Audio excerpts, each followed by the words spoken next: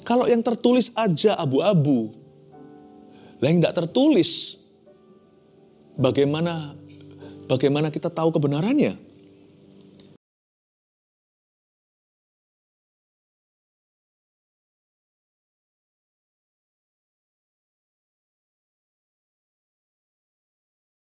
Itulah tujuan tertinggi hidup kami.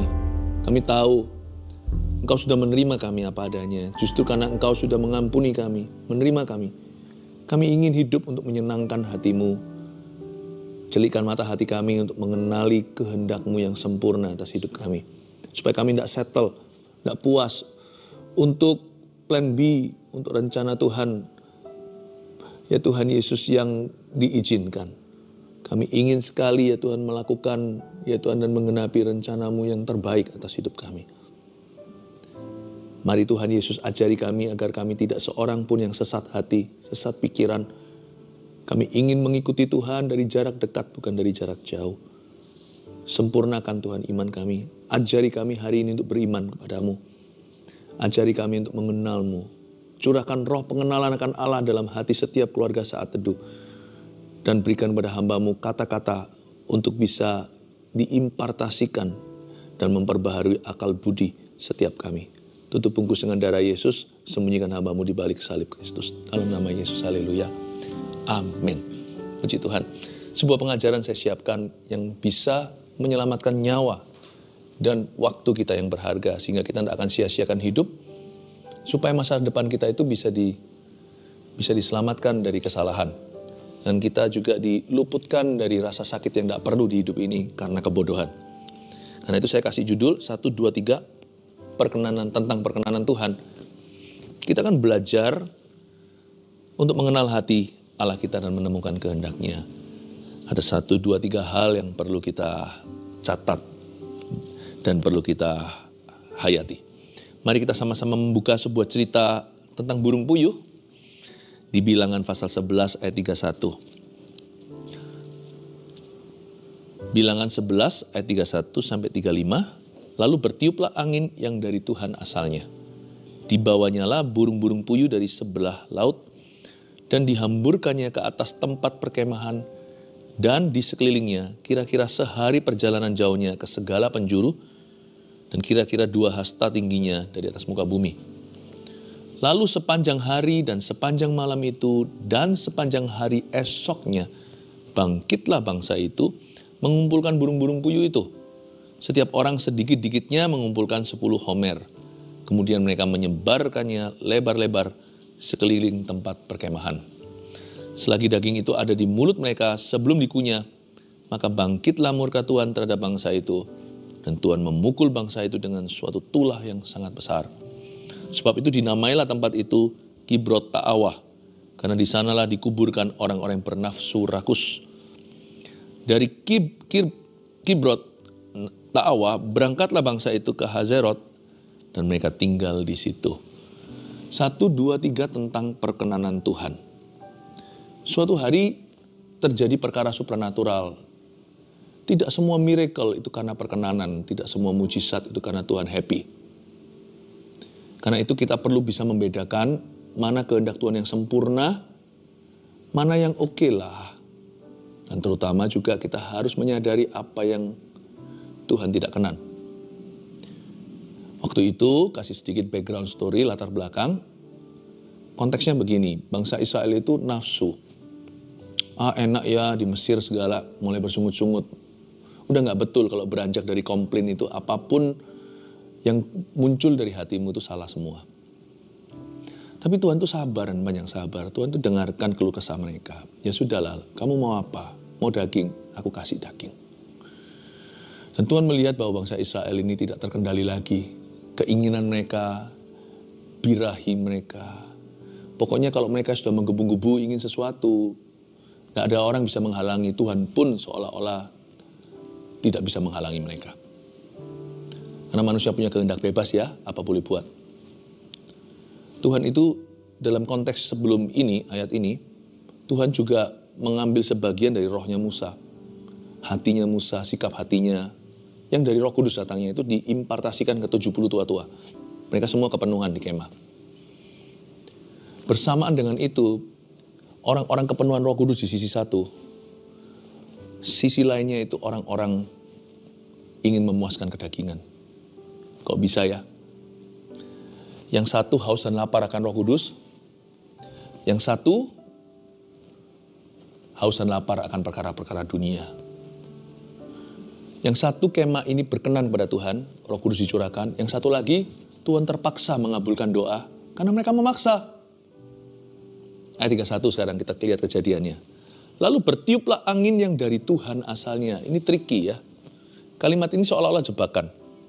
Bertiuplah angin. Kata angin di sini itu, wind, juga pakai kata yang sama dalam bahasa aslinya dengan kata spirit atau roh. Jadi di pasal yang sama, ke-70 orang tua-tua mengalami angin Roh Kudus yang mendatangkan perubahan hidup. Di sisi satu lagi, bangsa Israel sisanya mengalami angin Roh Kudus, tapi yang angin Roh Kudus karena mereka memaksa Tuhan bekerja dengan cara mereka. Kenapa Tuhan kabulkan? Kalau Tuhan tidak berkenan. Kadang-kadang memang begitu. Kalau kita memaksa sesuatu, kalau kita memang ngotot sama Tuhan, Tuhan bisa izinkan. Tuhan izinkan demi memberi kita pelajaran, iya, tapi juga Tuhan itu murah hati. Bahkan kepada orang yang salah. Lalu bertiuplah angin yang dari Tuhan asalnya. Kata dari Tuhan asalnya, memang semua berkat berasal dari Tuhan. Tapi tidak semua berkat itu diberikan karena Tuhan berkenan. Ada juga berkat yang kita terima karena dipaksakan. Tuhan pokoknya aku mau. Berkati pernikahanku sekalipun aku ini jadian sama orang non-Kristen. Coba lihat ya, kadang-kadang gereja terpaksa memberkati. Ya sudahlah, kalau tidak ada plan A ya plan B. Ya sudah, yang tidak Kristen, sini. Kita ajari dulu dasar-dasar kekristenan. Ujung-ujungnya, daripada mereka hidup dalam perzinahan, di luar pernikahan, mendingan diberkati dalam gereja. Setelah tektokan dengan pihak gereja, lalu akhirnya, bukan ditoleransi, tapi ya sudahlah. Kita beranjak dari sini, kita buat mereka ready. Itu bukan rencana terbaik Tuhan. Karena kita datang itu sudah bertekad bulat. Pokoknya aku maunya begini. Not your will but my will be done. Bukan kehendakmu tapi kehendakku yang jadi. Ada angin atau ada berkat yang tetap berasal dari Tuhan. Tapi tangan Tuhan itu sebenarnya tidak berkenan. Tapi karena dipaksakan. Ya, ditarik dengan paksa, ditaruh di atas kepala. Bless me, berkati aku. Tuhan tuh nggak selalu, kalau kita datang ke Tuhan tuh kita tuh seperti ketatap batu, seperti kita itu antem batu karang. Nggak tentu. Kadang-kadang Tuhan itu ya sudah nak kalau kamu paksakan. Sama dengan seorang ayah kalau anaknya maksa. Pokoknya aku mau begini. Ya sudah, padahal papanya nggak setuju. Sometimes Tuhan itu begitu. Dan dia nggak menjebak ya. Dia berharap dengan memberimu waktu, dia kabulkan permintaanmu. Kita bisa sadar dan kita merasa malu. Atau kita bisa akhirnya tarik diri kita dan berkata, oke, nggak jadi. Sorry Tuhan. Aku keterlaluan ya. Tuhan ingin punya hubungan yang real, yang nyata dengan kita. Jadi nggak seperti kalau kita tiba-tiba memaksakan diri, lalu Tuhan langsung sentil kita membeku jadi batu. Nggak seperti itu. Tuhan itu kepingin interaksi dengan kita. Dan dalam interaksi itu kalau kita itu memaksakan kehendak kita, kadang-kadang Tuhan izinkan kita menang. Tapi kalau papa sudah diem, jangan diteruskan menurut saya. Kalau papa bilang sembarang. Kalau sudah lihat kita aja enggak. Mata sudah enggak menatap mata kita. Sembarang. Terserah. Kita jangan terus pembangkang. Jangan justru terus kita itu tancap gas. Papa udah bilang boleh. Mulut berkata boleh, papa tidak munafik. Tapi hatinya itu kita harus tangkap mentah-mentah. Papa bilang boleh itu karena papa dilema. Tapi kan kita tahu dari awal papa nggak setuju. Bukan lagi hal itu bukan idenya papa, tapi papa sudah sempat protes keras. Tapi kita aja yang keras kepala. Dan kita lebih keras. Dan Papa berkata, ya sudah sembarang, terserah. Makanya itu penting sekali, kita itu jangan hanya melihat berkatnya. Kita itu harus mencari hatinya. Temukan kehendaknya. Karena kehendak Bapa itu ada yang sempurna. Roma 12 nggak usah dibuka. Kita itu perlu memperbarui akal budi supaya kita tahu perbedaan antara apa hal-hal yang baik, yang berkenan pada Allah dan yang sempurna. Ada sap-sapan level-levelan. Ada hal yang baik, oke lah. Dia juga bukan dosa, bukan tentang benar dan salah, tapi ada hal yang berkenan, acceptable, dapat diterima. Ada juga hal-hal yang sempurna. Cari itu selalu cari yang terbaik. Carilah kehendak Allah yang sempurna. Lalu bertiuplah angin yang dari Tuhan.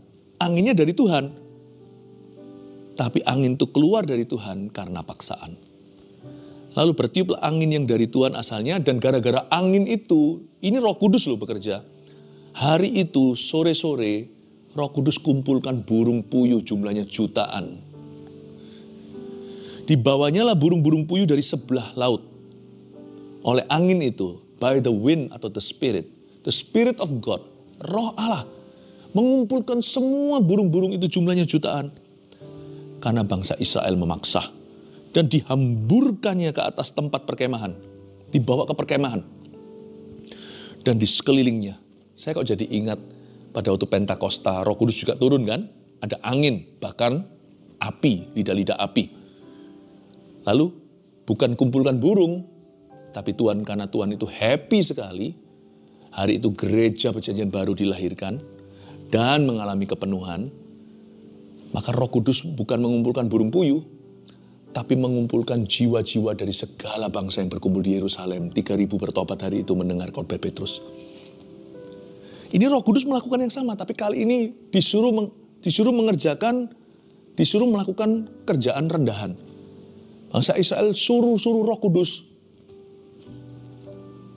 Suruh Roh Kudus kumpulkan burung puyuh. Mereka gak peduli apa yang Tuhan mau. Aku pokoknya mau burung puyuh. Ayo Roh Kudus cari itu. Bangsa Israel udah keterlaluan. Mereka gak tahu lagi, udah lupa. Siapa hamba, siapa Allah. Siapa ciptaan, siapa Tuhan. Suruh-suruh lagi. Tuhan dipaksa-paksa. Akhirnya Roh Kudus kumpulkan burung puyuh itu dari sebelah laut. Dihamburkan di perkemahan dan sekelilingnya. Kira-kira sehari perjalanan jauhnya ke segala penjuru. Dan kira-kira 2 hasta tingginya dari atas muka bumi. Jangan memaksakan kehendak. Tapi carilah kehendak Tuhan dalam setiap keadaan. Jangan paksakan. Orang pacaran misalnya. Kita tahu itu firman, jangan menjadi pasangan tidak sepadan. Dan logikanya pun ada. Kenapa kita jangan jadian sama orang yang tidak sama iman? Bukan karena diskriminasi, prejudis, bukan. Tapi setiap orang yang menikah itu berhak mengalami yang namanya spiritual intimacy atau keintiman rohani. Apakah yang hilang dari satu pernikahan yang salah satunya Kristen, satu lagi bukan? Yaitu hilanglah komitmen kepada Tuhan Yesus dan penundukan diri kepada firman. Berlandaskan apa nanti parenting mereka ketika mereka besarkan anak? Ketika nanti mereka mengambil keputusan dalam rumah tangga itu, atau dari rumah itu keputusan kerjaan. Apa jadi pedoman? Fondasinya apa? Pelita bagi kaki mereka, terang bagi jalan mereka itu apa? Kalau ateis, tidak percaya adanya Tuhan, mereka kan berpikiran, pokoknya menurut gua, semau saya. Kalau kepercayaannya beda, bukunya lain saudara. Tidak sama undang-undangnya. Tidak ada spiritual intimacy. Yang dicari itu bukan emotional intimacy, keintiman emosi saja. Apalagi keintiman fisik itu mudah. Karena manusia ciptaan biologi. Ciptaan Tuhan, manusia itu makhluk biologi maksudnya. Tapi yang perlu tercapai adalah keintiman rohani dulu. Itu gak akan ada dalam pernikahan yang jomplang. Kalau yang begini itu jangan ditawar. Ada orang berkata, nggak apa-apa. Nanti saya akan bawa dia ke Tuhan setelah saya menikah. Tuhan jelas-jelas bilang, jangan menjadi pasangan tidak sepadan. Di perjanjian lama, Tuhan menentang kawin campur. Perjanjian baru, Paulus memberi hikmatnya. Do not be yoked, atau jangan menjadi satu kuk dengan orang yang tidak sama imannya. Kalau yang begini sudah jangan ditawar. Kehendak Tuhan itu ada banyak yang perlu kita cari dalam doa. Tapi banyak pula yang sudah jelas-jelas dengan tegas tertulis dalam firman. Yang kayak gitu kita mesti kaku. Harus kaku. Kalau yang tertulis aja abu-abu. Lah yang tidak tertulis, bagaimana kita tahu kebenarannya? Ada orang-orang Kristen, anak-anak Tuhan yang betul-betul sifatnya ngeroh ya. Ngeroh itu tidak sama dengan penuh dengan Roh Kudus. Tapi perasaannya adalah kebenaran. Dan kalau perasaannya berkata begini, sedangkan firman Tuhan berkata begitu, dia ikut perasaannya. Kalau kita pakai cara begitu, wah Tuhan itu betul-betul berada di telapak tanganmu. Bukan hidup kita di dalam telapak tangan Tuhan. Tuhan kita setir kiri kanan, sesuai apa? Sesuai perasaan. Kalau orang sudah menikah, apapun itu namanya hubungannya, bagaimanapun caranya dengan siapapun juga, kalau itu sudah menjalin hubungan cinta di luar pernikahan, maka itu adalah extramarital relationship. Itu yang disebut perzinahan. Tapi kan suami saya kenapa, istrinya kenapa. Wah, orang bisa membeberkan 1001 alasan untuk pembenaran. Mengapa meskipun dia status sudah married tetapi dia sama orang lain nggak apa-apa? Toh ini sudah pisah ceritanya. Jemaat Saat Teduh ada banyak sekali keambiguan di dalam dunia ini. Pokoknya kalau soal firman dan tertulis jelas bahwa Tuhan memanggil suami istri itu untuk setia, seia sekata, sampai kematian memisahkan. Apapun itu namanya, tidak dibenarkan. Dalam hal itu kita mesti kaku. Tapi kan cuma catatan sipil kata orang. Sama pemerintah juga kita punya obligasi, kita punya tanggung jawab. Kita punya pertanggungjawaban. Belum lagi sama kerajaan Tuhan. Kayak gini-gini tuh mesti harus jelas. Bisnis juga sama dalam usaha. Kadang-kadang kita nggak ngerti kehendak Allah. Padahal kehendak Tuhan yang sudah jelas-jelas ada di depan mata aja kita masih bisa negosiasi tawar lagi kok. Masih bisa kita jadikan perdebatan. Kalau orang itu cari kehendak Tuhan, sungguh-sungguh tulus mencarinya, apa yang jelas tertulis tidak akan dikompromikan lagi, sudah tidak menjadi pertanyaan. Ada bisnis tertentu, sudah jelas-jelas off limit itu. Itu sudah betul-betul offside itu. Udah jangan kau jamah, jangan kau pikirkan. Ya tapi kan begini kan bisa begini. Kalau itu berupa kejahatan, sesuatu yang ilegal. Bahkan mungkin bukan sesuatu yang ilegal, tetapi imanmu, iman Kristianimu tidak mengizinkan itu. Misalnya Anda berjualan sesuatu yang jelas sekali hal itu ditentang oleh firman Tuhan. Meskipun oke misalnya di masyarakat, itu juga sah-sah saja. Apalagi yang jelas-jelas ilegal. Udah jangan lagi kita timbang-timbang. Kehendak Tuhan sudah nyata. Kalau kita mau mencari kehendak Tuhan, kita harus menerima apa kata Tuhan. Ada bisnis tertentu, ada pekerjaan tertentu yang tidak boleh kau jamah. Tidak boleh kau lakukan. Tapi mungkin saya tidak perlu masuk lebih detail soal itu. Karena aplikasinya nanti dari Roh Kudus saya kasih prinsipnya. Lalu bertiuplah angin yang dari Tuhan asalnya. Tidak semua uang patut kau dapatkan. Tidak semua bisnis bisa kau lakukan. Tidak segala sesuatu yang kau pandang baik itu dibenarkan. Sekalipun tetap Anda bisa nikmati, tetap bisa berhasil secara ekonomi, tetapi tidak semua angin yang dari Tuhan karena Tuhan berkenan. Dan tidak semua rezeki itu ternyata akibat perkenanan Allah. Makanya kita tidak bisa mengukur sukses sebagai tanda bahwa Allah berkenan pada seseorang. Tolak ukur perkenanan itu bukan berkat materi. Bukan. Bahkan bukan popularitas. Wah, seluruh dunia mengeluhkanmu. Nggak tentu. Bahkan Tuhan pernah peringatkan kalau hidupmu nggak benar sesuai firman, demikian pula diperlakukan nabi-nabi palsu. Bukankah justru nabi-nabi yang betul dianiaya di zaman mereka? Nggak tentu juga. Tapi juga jangan hakimi nilai mereka yang populer. Tapi kalau mereka hidup benar, ya itu adalah bonus dari Tuhan. Itu berkat. Mereka disukai. Tolak ukurnya bukan popularitas. Tolak ukurnya adalah ini loh. Kehendak Allah. Dan dari semua kehendak Allah yang paling tidak bisa ditawar lagi, kehendak Allah yang tertulis. Firman-Mu pelita bagi kakiku, terang bagi jalanku. Jangan negosiasi lagi. Lalu bertiuplah angin yang dari Tuhan asalnya. Sedih saya waktu saya baca ini. Kira-kira rasa Tuhan gimana ya, terpaksa harus kirim burung puyuh itu. Coba kalau Tuhan tidak cinta, pasti sudah binasa mereka. Tapi Tuhan berkata, ya sudahlah kalau kamu mau ini. Tapi ini bukan jebakan, Tuhan itu tidak jahat. Kita lihat ayat 32. Lalu sepanjang hari dan sepanjang malam itu, panjang sekali, sepanjang hari dan sepanjang malam itu, seperti titik, ada suatu penekanan pada kata sepanjang. Dan sepanjang hari esoknya, bangkitlah bangsa itu mengumpulkan burung-burung puyuh itu. Berhenti di situ. Ternyata cukup waktu untuk mereka menyadari kesalahan mereka. Malah diteruskan. Sudah sepanjang hari Tuhan diam, sembarang.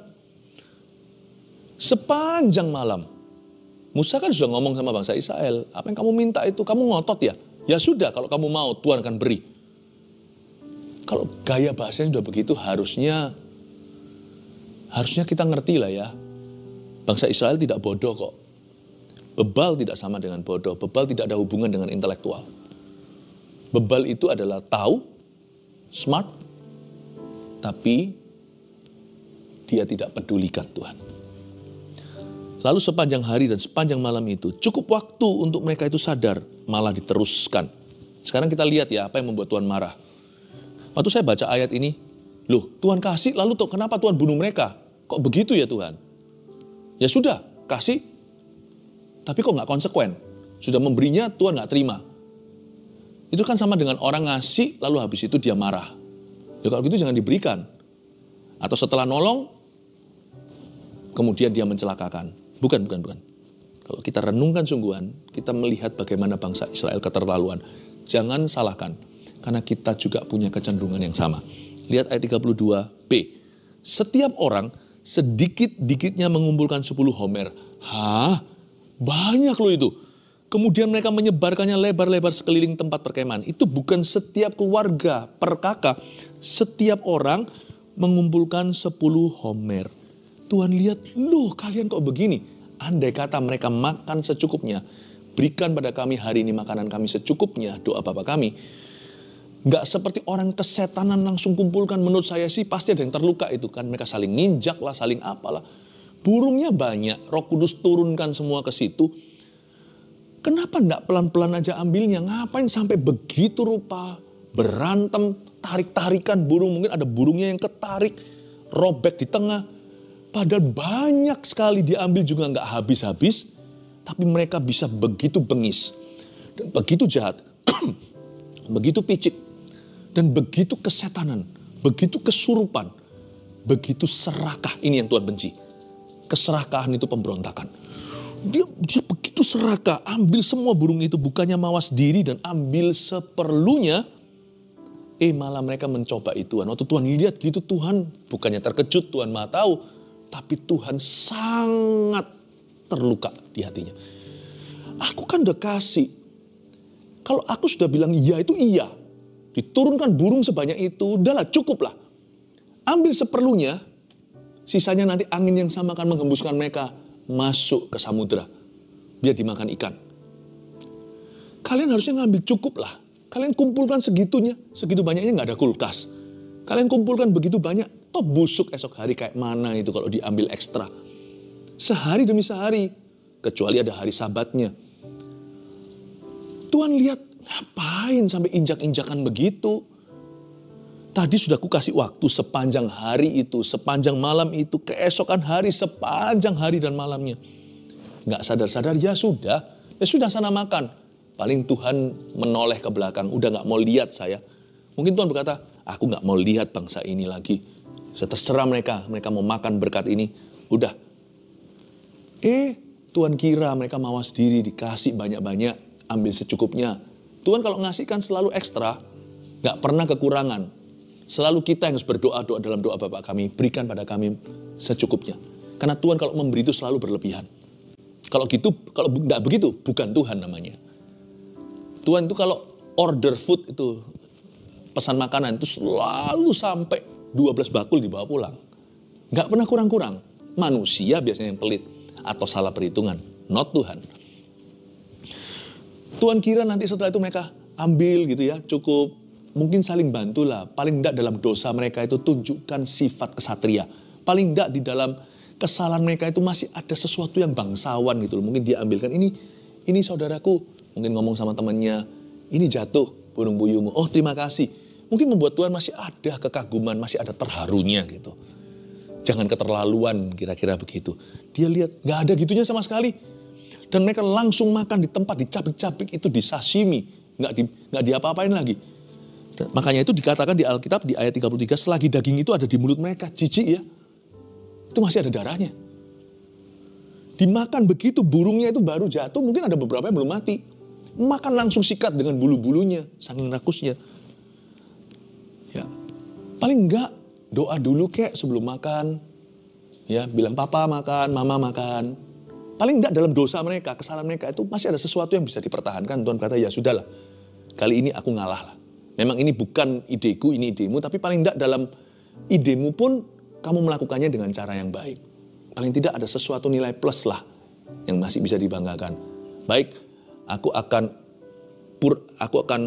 lupakan hari ini terjadi, aku akan abaikan kesalahan ini. Lain kali jangan ngotot lagi ya, kan bisa gitu. Tapi ternyata terjadi riot, terjadi kerusuhan. Padahal nggak kurang-kurang makanan. Kalau sembako tinggal sedikit, semua orang membutuhkan, bisa dimengerti, lumrah sekali.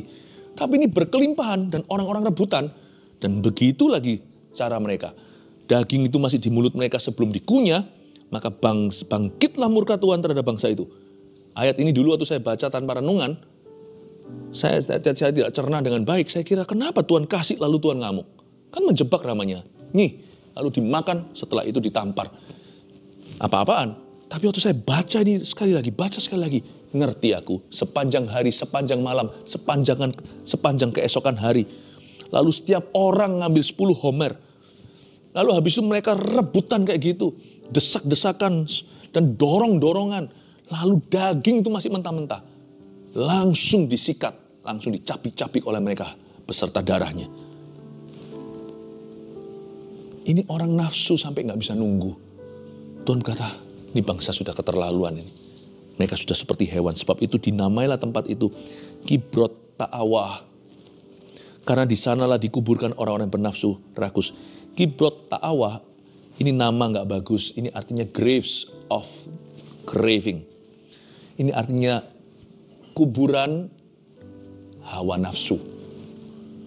Lebih banyak tahu gak? Lebih banyak anak-anak Tuhan yang gugur karena nafsu yang tak terkendali daripada karena perbuatan setan, daripada karena serangan musuh. Lebih banyak yang jatuh, gugur, binasa karena keinginan yang tidak terkendali dalam dirinya. Kan kita semua tahu term ini, kebutuhan khusus. Tapi tahukah Anda ada satu term baru, orang-orang Kristen yang tidak bisa mengendalikan nafsu? Yaitu orang-orang yang berkemauan khusus. Asal dia ada maunya, sudah nggak ada orang bisa stop dia. Tuhan pun seolah-olah tidak berhak bicara dalam hidupnya. Carilah kehendak Allah. Ingatlah tidak semua berkat mujizat itu sungguh-sungguh karena Tuhan berkenan. Tanya lagi. Jangan-jangan ada hal-hal tertentu yang Tuhan berikan di hidupmu karena kita ngotot setengah mati. Padahal Tuhan tidak ingin kita ke situ. Tapi kita memaksa diri. Kalau ada yang seperti itu, kalau Anda sadari, mumpung Anda masih punya sepanjang hari, sepanjang malam lagi, dan sepanjangan keesokan hari, cepat sadar Minta ampun sama Tuhan, sorry Tuhan, dulu aku memaksamu. Tapi mulai sekarang aku mau nurut. Beri aku hati yang lembut. Tolong aku, tuntun aku di jalan yang benar. Kalau kau lihat ada sesuatu yang bengkok dalam jiwaku, luruskan, tuntun aku di jalan yang kekal ya Tuhan. Ujilah dan cobalah aku. Kenalilah pikiranku. Kibrota Awa adalah ketika mereka tahu Tuhan tidak berkenan, mereka terus jalan, akhirnya ketemu maut. Dari Kibrota Awa berangkatlah bangsa itu ke Haserot dan mereka tinggal di situ. 1, 2, 3 tentang perkenanan Tuhan, apa yang kita pelajari? Nomor 1, carilah kehendak Tuhan dalam setiap keadaan. Dan kalau kehendak Tuhan itu sudah tertulis, jelas sudah jadi kebenaran, tolong belajar untuk kaku. Saya bersyukur beberapa minggu yang lalu, saya mengajarkan kepada ribuan anak-anak kecil di gereja, di GMS. Tahu apa yang saya ajarkan? Saya ajar tentang 10 perintah Allah. Jangan ada padamu Allah lain. Terus, jangan mencuri, membunuh, berzina. Jangan membunuh, berzina, mencuri, bersaksi dusta. Itu adalah hukum yang kaku. Bukan untuk mengambil kemerdekaanmu atau mengambil kebahagiaanmu. Tapi itu sudah jelas benar dan salah di mata Allah. Apa yang benar, apa yang salah. Jangan ditawar. Carilah kehendak Tuhan dalam setiap keadaan. Dan yang sudah tertulis, tunduklah kepadanya. Jangan pakai perasaanmu atau bahkan mengatasnamakan roh berbicara. Karena Roh Kudus tidak akan menentang firman-Nya sendiri. Justru Dialah yang menulis ini lewat jari jemari orang-orang yang diurapi. 2, tidak semua rezeki adalah karena perkenanan Tuhan. Jangan sampai kita terbuai, kita kira Tuhan masih beserta kita. Padahal hidup kita sudah tidak sepadan dengan firman. Hidup kita sudah tidak serupa dan segambar dengan Yesus Kristus. Meskipun hidup kita masih fine-fine saja, kita punya segalanya. Tidak, tentu. Semua rezeki itu tidak semuanya karena perkenanan Tuhan. 3, ini yang perlu kita pelajari. Ini yang bisa menyelamatkan nyawa dan bisa menyelamatkan waktu yang berharga dan masa depan kita. Jika Tuhan tidak berkenan, catat ini. Janganlah diteruskan. Janganlah diteruskan. Percayalah, tidak ada good outcome kalau diteruskan. Ujung-ujungnya itu nggak bagus. Amin, kita pelajari ini dan semoga hari ini kita mendapatkan peringatannya. Dan lewat firman ini, hidup Anda diselamatkan dari banyak hal yang tidak perlu Anda derita. Karena hari ini di saat teduh bersama, Anda diingatkan oleh Roh Kudus. Terimalah firman ini dalam hatimu dan Tuhan akan bekerja dengan begitu mulia dalam kehidupan setiap kita, mendatangkan kebaikan. Semua mengangkat tangan kita untuk menerima berkat dari Tuhan Yesus tercinta. Terimalah berkat dari Allah Bapa, Putra, dan Roh Kudus. Hiduplah dalam perkenanan Allah. Dan barang siapa yang jalan hidupnya dikenan, musuh orang itu pun didamaikan dengannya. Terimalah berkat ini dalam nama Yesus. Peaceful Shalom. Amin.